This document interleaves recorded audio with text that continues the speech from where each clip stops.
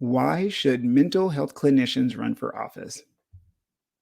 Great question, Brian. Glad you asked. So, a couple different things. So, number one, I when I wrote the original question, it was why should clinicians run for office? So, I'm going to mix those two things together: clinicians and mental health clinicians, because in the core of my feeling of why they should run for office is because we are in a service profession. So, as therapists, counselors, psychologists, psychiatrists, we are at um, we serve at the privilege. We have the privilege of serving on behalf of patients of other people. Like, in other words, we don't exist if there is not someone receiving the service. And so, and because of that, so each of us has codes of ethics of how we operate, including being beneficent, doing what we think is best, like doing good for someone else on behalf of someone else. Autonomy, which is respecting that person's ability to make their own decisions. Justice, which is being fair and equitable and equal in how we do what we do, regardless of who we're treating. Fiduciary, meaning we have to work in the financial best interest of the person. Ideally, we would work in the financial best interest of the person.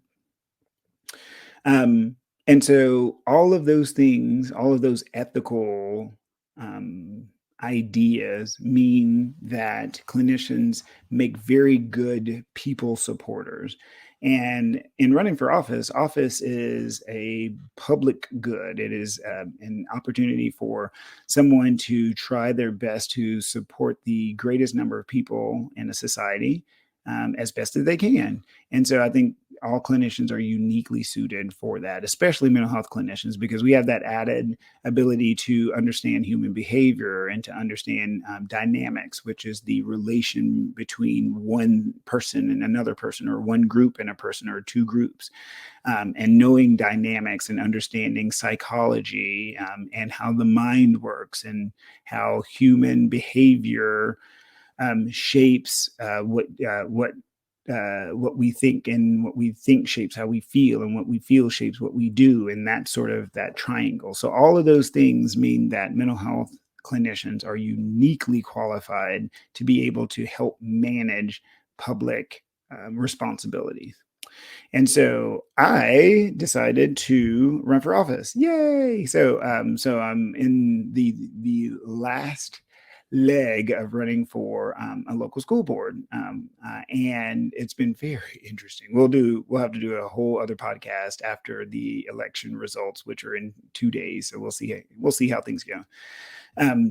But one of the reasons why I chose to do that is because so much of my personal work is reflected in the public setting. And so I work with individual families, or I work with individual kids, and we'll work on behavior, we'll work on expectations, we'll work on mindset, we'll work on diagnoses. And through those, I work with, oh my gosh, probably 20 different types of educational settings, from independent school districts to charter schools to public schools to home schools to you name it. It feels like I've worked with all of those different concepts. And after doing this for, oh my gosh, I've been in practice now since 2011. So 11 years. So after doing this for 11 years, I start to notice that there's some patterns that we could probably expand upon to reach more kids and reach more families and do more good. But it's really hard to do that when it's just one family in my office at a time. And so when the opportunity came available in my local area to expand that thought, I was kind of, why wouldn't I?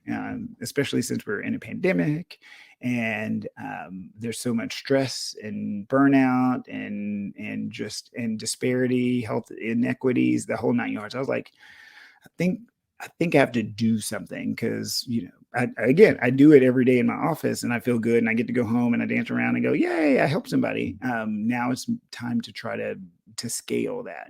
And yes, I can scale into my company, which I continue to do. But this is running for public office gives me the opportunity to kind of blend those worlds to try to do more good for more people. And I want more clinicians to run for office, especially mental health clinicians. I want them to run for Congress. I want them to run for local elections, mayor and county commissioners, and school boards, because we bring that unique perspective of servant leadership. We bring that unique perspective of knowing how to work in systems, and ideally managing a team, because most people in most helping professions understand that they can't do it by themselves. They are part of a larger cadre. Ooh, that's another good word. Look it up. CADRE, cadre of people, and that we're all in this together. Whereas in the business community, because I happen to be a business person, an entrepreneur, it's not always teamwork driven. In the business community, is very much, hey, this is my market share. I want to protect my market share. I want to exploit that and scale that at all costs to produce a profit. And so when people with that mindset get into politics, it sometimes doesn't end well. They don't always recognize that the rising tide lifts all boats. And so they're not interested in trying to rise the tide. They're interested in getting their boat to be higher than everybody else's.